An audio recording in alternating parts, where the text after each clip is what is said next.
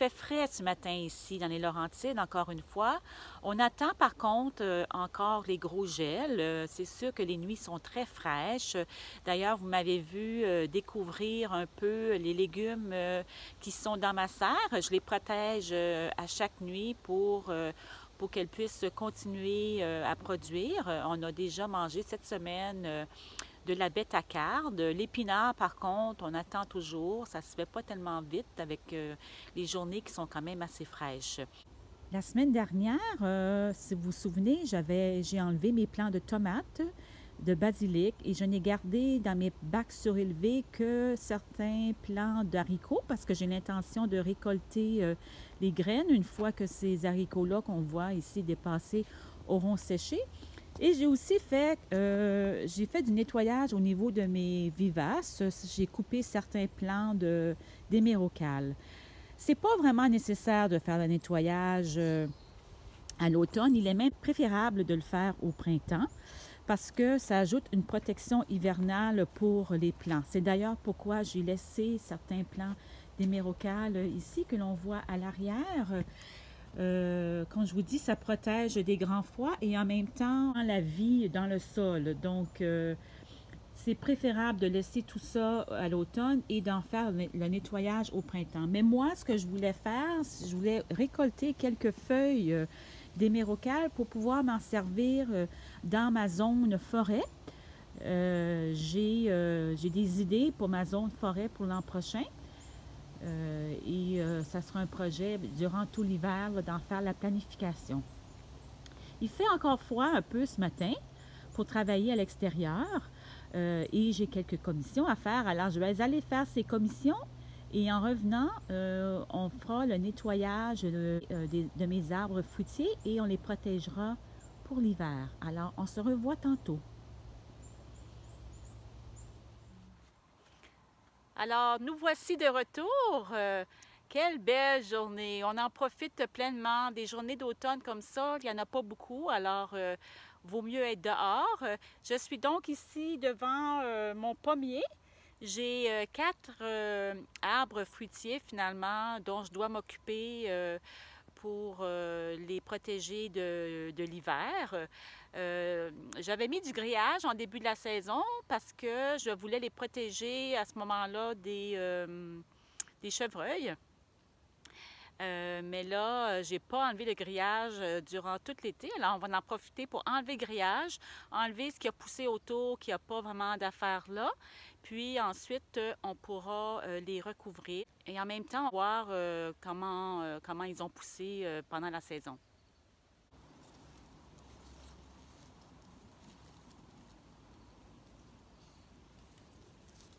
J'avais attaché le grillage à un poteau pour justement pas que les chevreuils puissent l'enlever.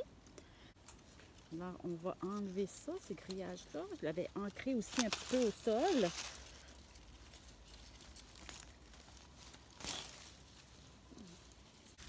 Alors, on voit qu'il y a quand même des choses qui ont poussé. Du gazon. Alors, je vais en enlever un peu pour éclaircir la base. Alors, si on regarde mon pommier, c'est celui qui a moins bien réussi cette année. Les pommiers ne sont pas faciles à garder sans pesticides ou arrosage quelconque. Il était très petit quand je l'ai planté, donc je suis contente qu'il a quand même survécu à l'hiver dernier qui avait été difficile. Et là, je vois qu'il a quand même poussé. On verra au printemps prochain s'il y a quelque chose à faire pour soit enlever des branches mortes ou le tailler là, pour lui donner un peu de force. Mais il est quand même très petit, alors j'ose pas trop y toucher pour les premières années. On va aller voir les autres. Alors ici, on retrouve mon prunier Walton, qui lui est quand même, qui a très bien progressé. Je suis vraiment contente. Je pense que c'est celui qui a mieux poussé parmi les 4. Je vais le nettoyer comme il faut. Puis je vais vous montrer ça. Il y a des arbres fruitiers qui sont auto-fertiles et il y en a d'autres qui doivent avoir une deuxième variété pour pouvoir, du moins un deuxième arbre, soit de la même variété ou une autre variété idéalement, pour pouvoir produire des fruits. Alors ici, le prunier Walton, et comme je vous dis, il va très bien pousser, beaucoup plus grand que mes deux autres. Alors ici, on retrouve mon poirier. Je vais enlever la grille, le grillage. Il va super bien ce poirier. Je suis vraiment contente. Ça tombe bien parce que c'est celui qui est en avant de la maison, qui est plus visible. Alors, il va super bien. On voit qu'il n'y a pas grand-chose qui a poussé, lui, au pied. Et c'est tant mieux.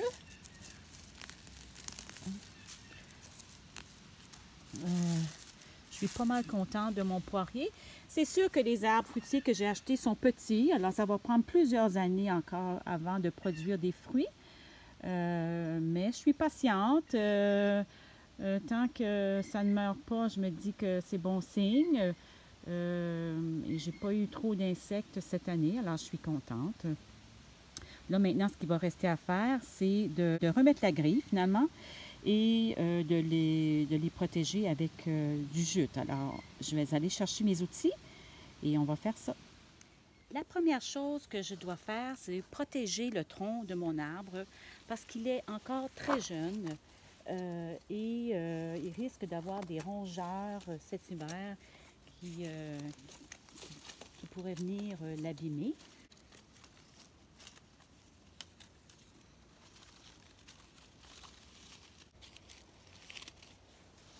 Alors, ça ressemble un peu à ça.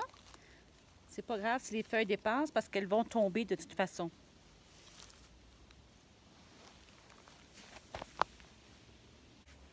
Ensuite, on va remettre le grillage.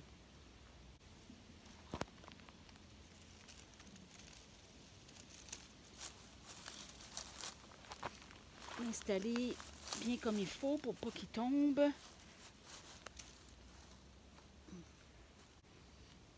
Idéalement, ce qu'il faudrait faire, c'est planter un piquet à côté et attacher le grillage finalement au piquet pour pas que ça tombe. Je vais faire ça probablement demain afin de solidifier tout ça.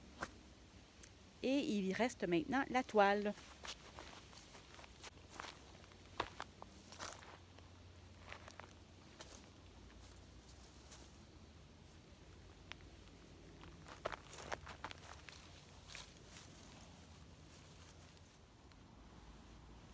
Alors voilà un peu ce que ça donne. C'est pas le meilleur travail. Je dois avouer que je me suis dépêchée un peu parce que la lumière baisse.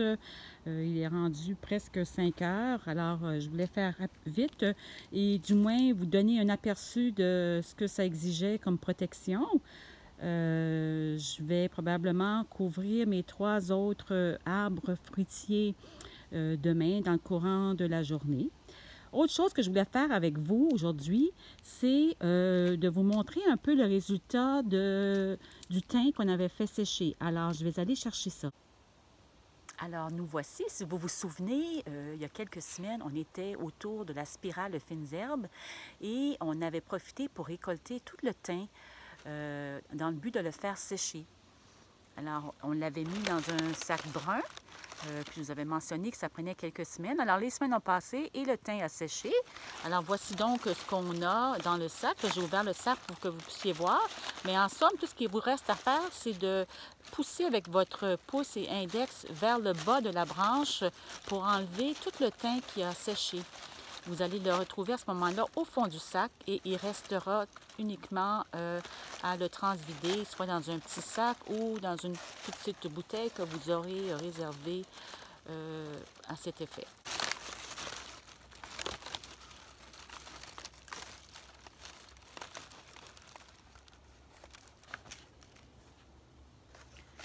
Alors, on se retrouve une quinzaine de minutes plus tard. Il ne m'en reste pas beaucoup à faire. Ce que je vais faire ensuite, c'est le mettre dans la bouteille.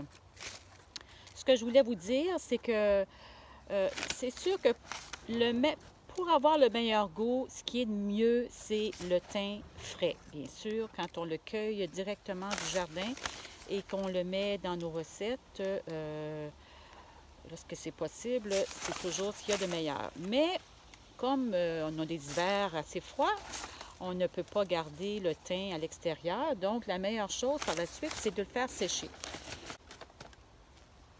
Une fois que vous aurez goûté du thym que vous aurez fait à la maison séché et mis en bouteille, vous allez voir qu'il y a une grosse différence avec le thym que l'on achète, le thym séché que l'on achète en magasin. Alors, voici ce qu'on obtient. À peu près une demi-bouteille et mon plan était très petit. On ne met pas du thym dans chaque recette, mais vous allez en avoir quand même c'est certain, pour plusieurs mois. Alors voici donc ma courte vidéo pour cette semaine. Je suis désolée si je n'ai pas passé trop de temps à vous expliquer un peu comment couvrir les arbres fruitiers.